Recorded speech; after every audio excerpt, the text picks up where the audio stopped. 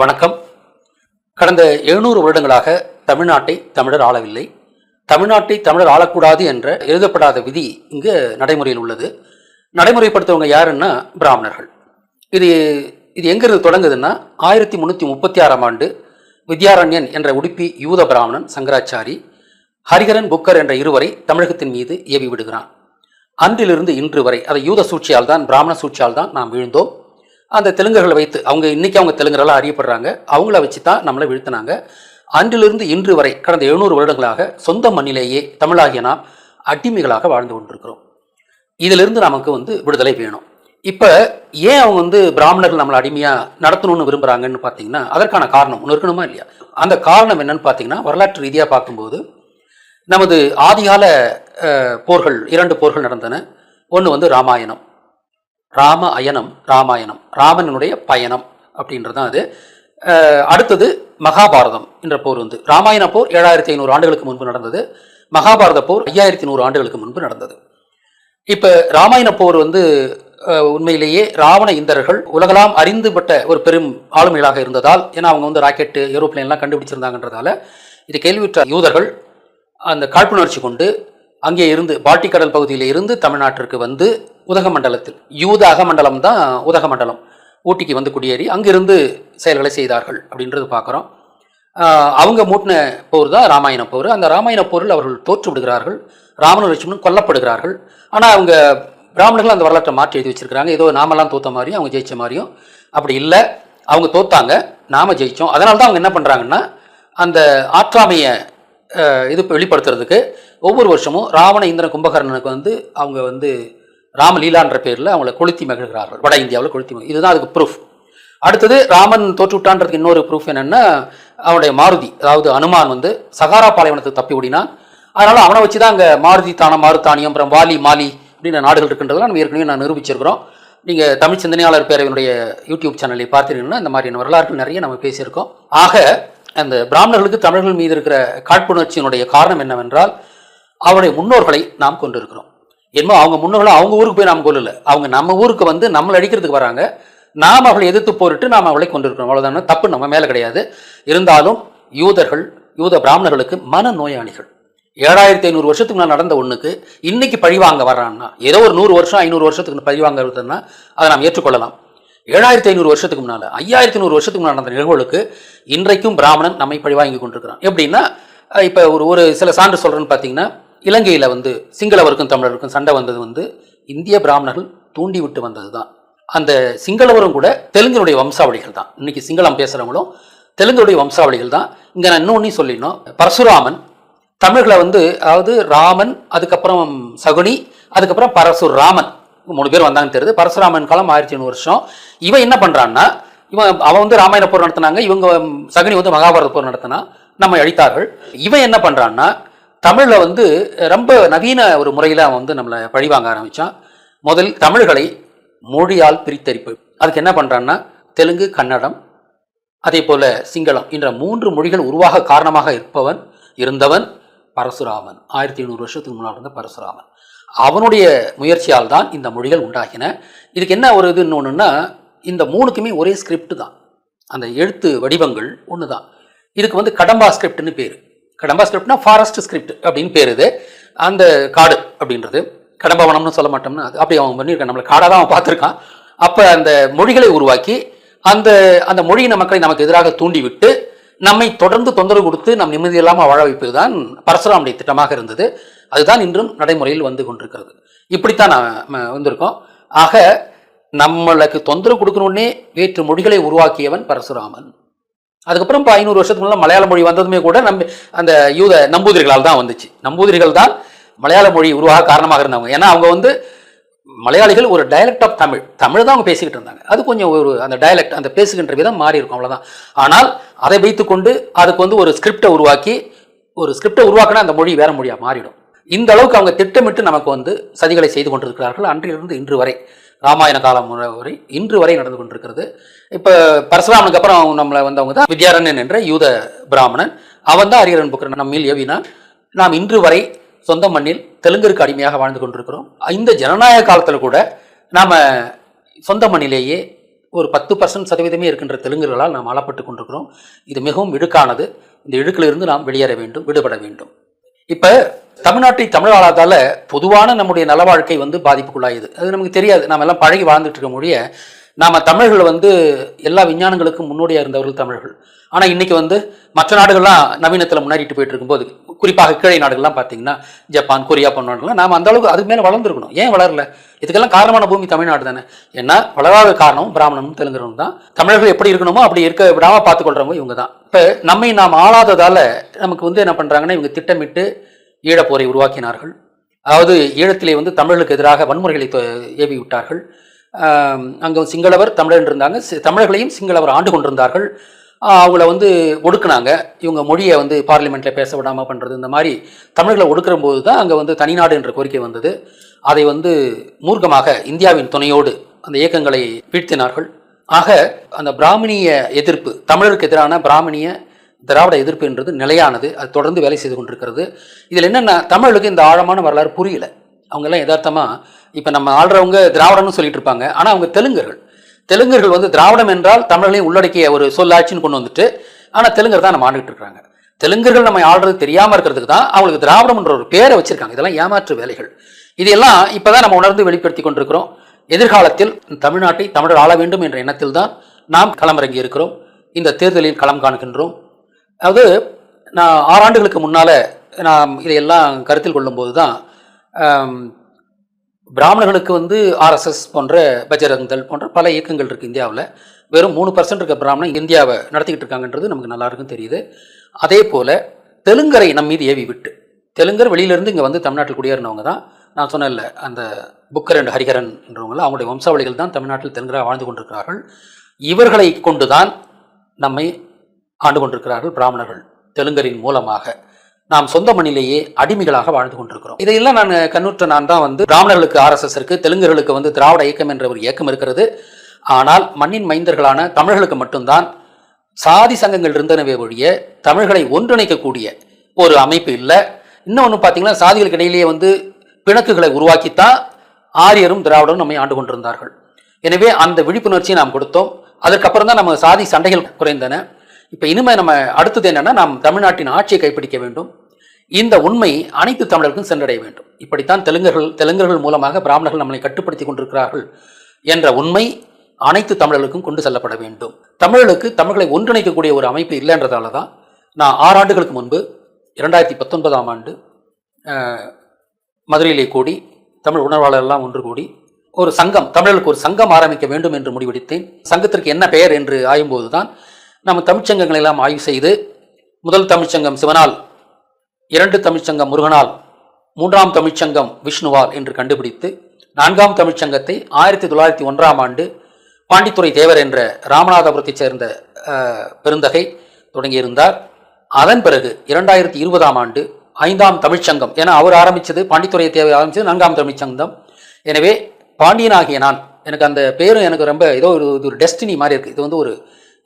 இது ஒரு விதிப்படி நடக்கிற மாதிரி தான் நான் நினைக்கிறேன். பாண்டியனாகிய நான், பாண்டியர்கள் தமிழ் வளர்த்த பாண்டியர்னு சொல்லுவாங்க. அதே போல பாண்டியனாகிய நான் 5ஆம் தமிழர் சங்கத்தை தொடங்கி இருக்கிறேன். தமிழ்நாட்டை தமிழர் ஆளச் செய்வதற்காகத்தான் இந்த முயற்சி எடுத்தேன். அதன் பிறகு 2 ஆண்டுகளுக்கு முன்பு எப்படி நம்ம ஆள்றது அப்படின்றது பார்க்கும்போது, ஒரு அறிவுசார் போராட்டமாக அதை முன்னெடுத்து மக்கள் பிரதிநிதிகளுக்கான பட்டய படிப்பு நடத்தினேன். அது ஒரு 2 ஆண்டுகள் அந்த பட்டய படிப்பு நடத்தி, அவர்களுக்கு பரீட்சைகள் வைத்து, அவர்களுக்கு பட்டமளிப்பு விழாவும் நடத்தி, அவர்களை இந்த தேர்தலில் களமிறக்குகிறேன். அவர்களுக்கு 2 ஆண்டுகளாக மாதம் ஒரு முறை, ஒவ்வொரு மாதமும் ஒரு வகுப்பெடுத்து, முழு நாள் வகுப்பெடுத்து, தமிழனுடைய வரலாறு, அப்புறம் உலகின் அரசியல் கொள்கைகள், அதாவது கம்யூனிசம், கேபிட்டலிசம், சோஷியலிசம் போன்ற கொள்கைகள், அப்புறம் உலகின் பணக்கோட்பாடு, பணம் எப்படி, காகித பணம் எப்படி வந்தது, அது எவ்வளோ ஒரு சமூகத்தை சீர்குலைக்கின்றது என்பதையெல்லாம் ஆய்வு செய்து, மாதிரி எண்ணற்ற விஷயங்களை ஆய்வு செய்து ஏறத்தாழ 30 வகுப்புகளை நடத்தியிருக்கிறேன். அவர்களை, இந்த மாணவர்களை நான் தயாரித்திருக்கிறேன். அவர்களுக்கு அரசியல் என்றால் என்னவென்று தெரியும்.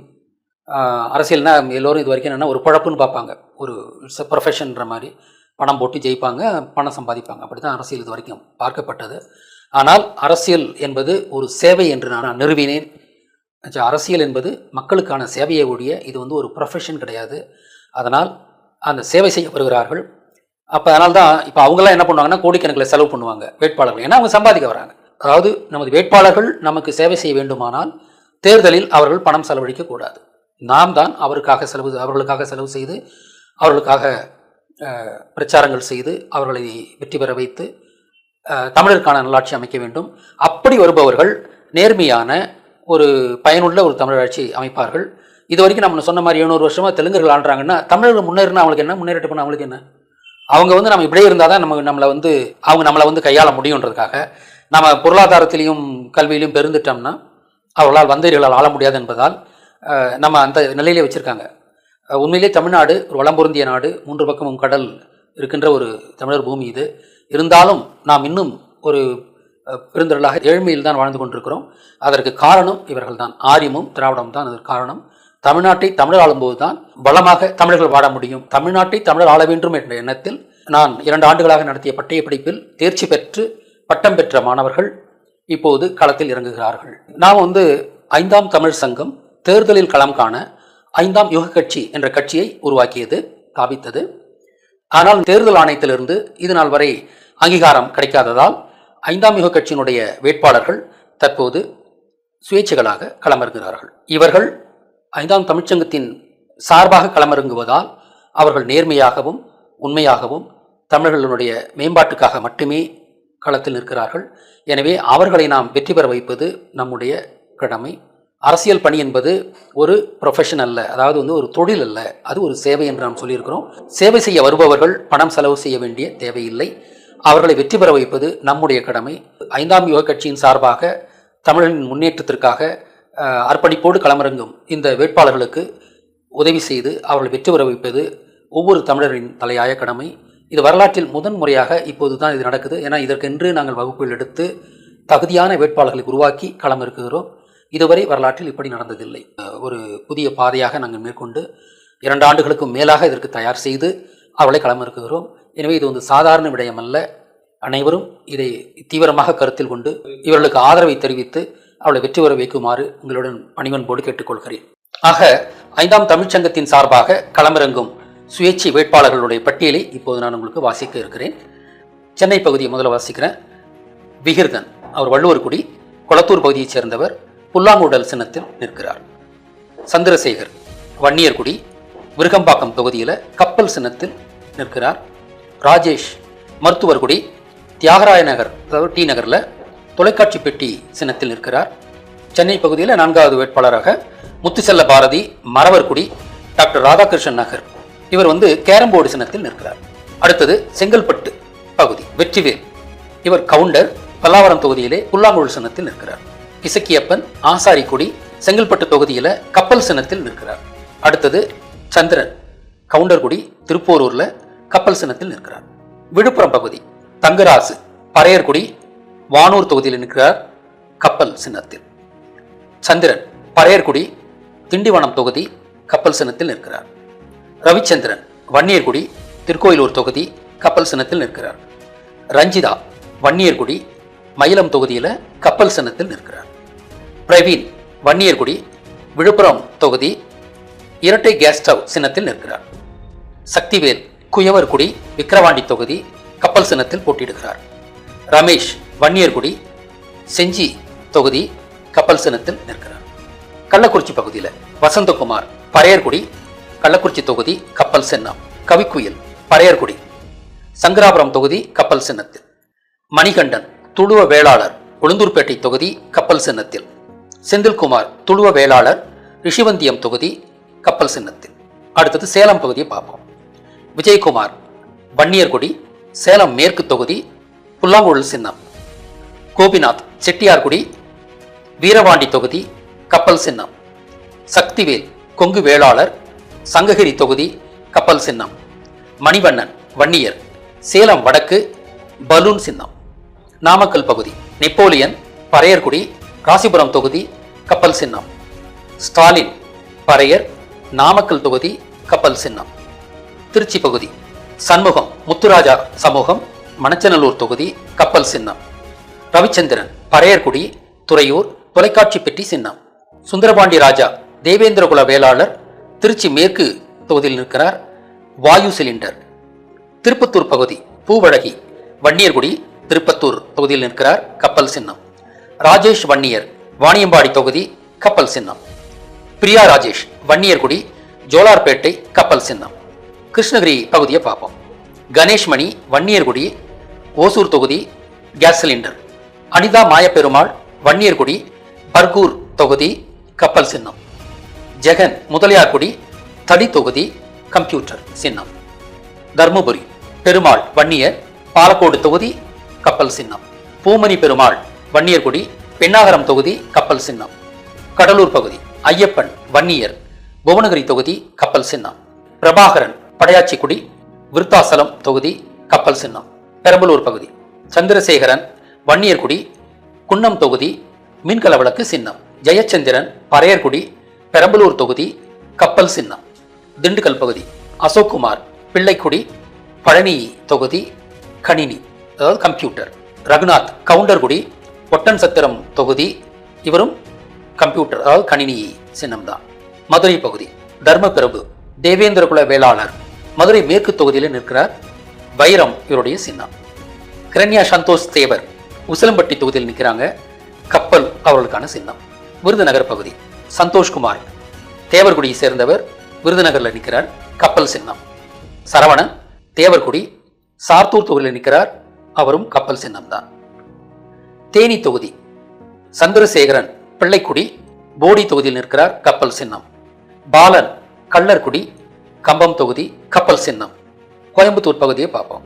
வெங்கடாசலம் பரமசிவம் தேவேந்திரகுல வேளாளர் கோவை தெற்கு தொகுதியில் நிற்கிறார், அவருக்கும் கப்பல் சின்னம் தான். உமா பரமசிவம் தேவேந்திரகுல வேளாளர் சிங்காநல்லூர் தொகுதி, புல்லாங்குழல் அவருடைய சின்னம்.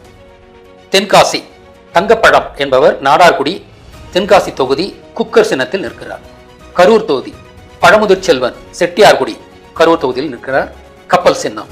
திருப்பூர் ராமகிருஷ்ணன் கொங்கு வேளாளர் குடி திருப்பூர் தெற்கு தொகுதியில் நிற்கிறார், கப்பல் சின்னம்.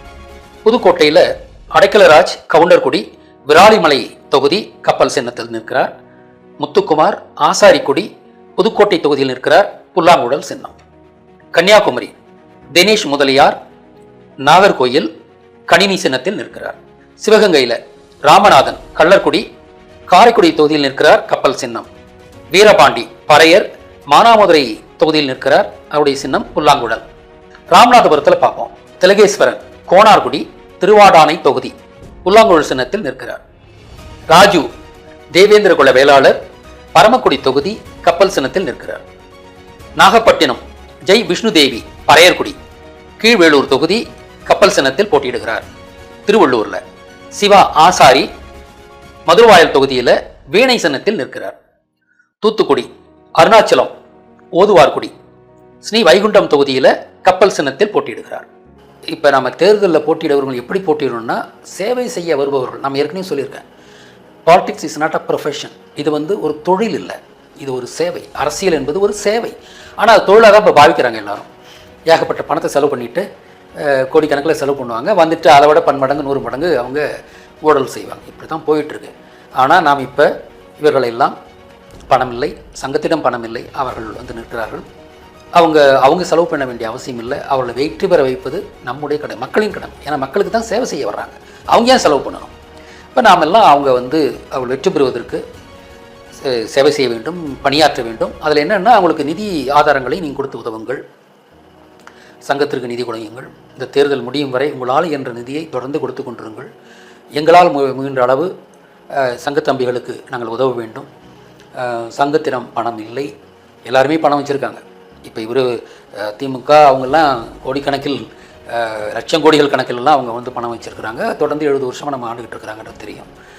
மற்ற அமைப்புகள் எல்லாமே இப்போ டிவிகேன்னு பார்த்தீங்கன்னா, அவர் சினிமாக்காரர், அவர் ஒரு படத்துக்கே 100 கோடி ரூபா சம்பாதிக்கிட்டு அவர்கிட்ட எவ்வளோ பணம் இருக்கும்.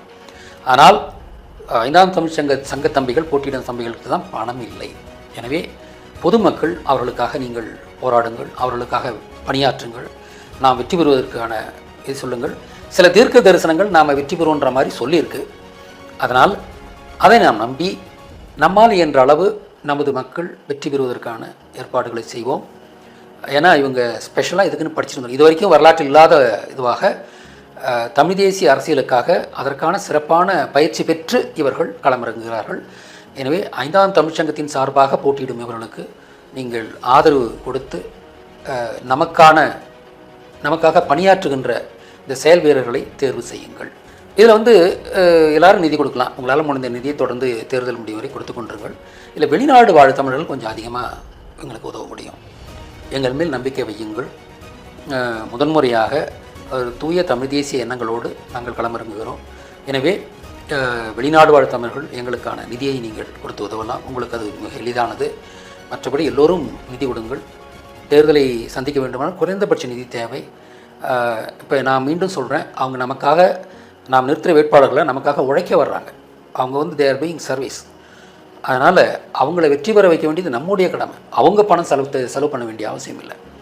அவங்க வெற்றி பெற்று பணியாற்றும் போது அவங்களுக்கு சம்பளம் கிடைக்க போது அது அவங்களுக்கு அது இருக்கலாம். ஆனால் அவங்க தேர்தலை செலவு பண்ணி நிற்க வேண்டியதில்லை. ஏன்னா அவங்க எதுவும் சம்பாதிக்கிறதுக்கெலாம் வரல, அதாவது ஊழல் செய்கிறதுக்காக ஆட்சிக்கு வரல. நம்ம ஆளுங்க சேவை செய்ய வர்றாங்க. அப்போ அவங்களுக்கு நாம் தான் பொருளுதவி செய்து அவங்க தேர்தலில் வெற்றி பெறுவது நம்முடைய கடமை. ஆனால் தமிழர்கள் எல்லோருமே அந்தந்த தொகுதியில் இருக்கிற தமிழர்கள் அந்தந்த 5ஆம் தமிழ்ச்சங்கத்தினுடைய வேட்பாளர்களுக்கு துணையாக இருந்து அவர்களோடு நீங்கள் வாக்கு சேகரிக்க செல்லலாம், நிதி உதவி கொடுக்கலாம், வாகனங்களை கொடுத்து உதவலாம். இதெல்லாம் இருந்ததுன்னா இந்த எலெக்ஷனில் ஒரு 10 நாள் அவங்களுக்காக நீங்கள் தொடர்ந்து பணியாற்றி நாம் வெற்றி பெறுவதற்கான, ஏன்னா நம்மகிட்ட பணம் இல்லைன்றது எல்லாரும் தெரியும். ஆனால் அரசியல் பணம் இல்லாமல் நடத்த முடியாதுன்றதும் தெரியும். அதனால் எல்லோரும் சிறு சிறு உதவிகளை செய்து சிறுதுளி பெருவெள்ளம்ன்ற மாதிரில நாம் நமக்கான நிதியை தயாரித்து கொள்ளலாம். நாம் அனைவருமே இந்த சங்கத்திற்காக சங்க தம்பிகளுக்காக பணியாற்றுங்கள். நீங்கள் எல்லோரும் துணிச்சலோடு நில்லுங்கள். நமக்கு இறையின் துணை இருக்கிறது. நாம் ஒரு வித்தியாசமான மக்கள், நாம் நேர்மையானவர்கள். எந்த அச்சுறுத்தல் வந்தாலும் நாம் தொடர்ந்து நின்று நாம் வெற்றி பெற வேண்டும். நம்மை இறைவன், நமது கடவுளர் நம்மை காப்பார்கள். நம்ம ஆண்டவங்க தான். அவங்க சிவன் நம்மை ஆண்டவர், முருகன் நம்மை ஆண்டவர் தான். அதே போல் கிருஷ்ணன், பஞ்சபாண்டியன் நம்மை ஆண்டவர்கள், விஷ்ணு நம்மை ஆண்டவர் தான், வரதராஜன் என்று அழைக்கப்படுகிறார். இவர்கள்லாம் நம்ம ஆண்டவர்கள். அவர்கள் நமக்கு துணையாக இருப்பார்கள். தமிழ்நாட்டை தமிழர்களாதோர் ஆள்வது நமது கடவுளருக்கே பொறுக்காத ஒன்று தான். எனவே கடவுள் எப்படின்னா அவங்க நமக்கு தானாக வரமாட்டாங்க, நாம தான் எழுந்திருக்கணும். எந்திரிக்கிறவங்களுக்கு தான் கடவுள் துணையாக இருப்பாங்க. அதனால தான் நம்ம பொறுத்துக்கிட்டு இருக்கிறாங்க கடவுள். நாம் இறங்கி வேலை செய்யும்போது கடவுளின் துணை நமக்கு இருக்கும். எதற்கும் அச்சப்படாமல் துணிச்சலோடு போராடுங்கள் என்பதுதான் என்னுடைய வேண்டுகோள். வெற்றி நமதே.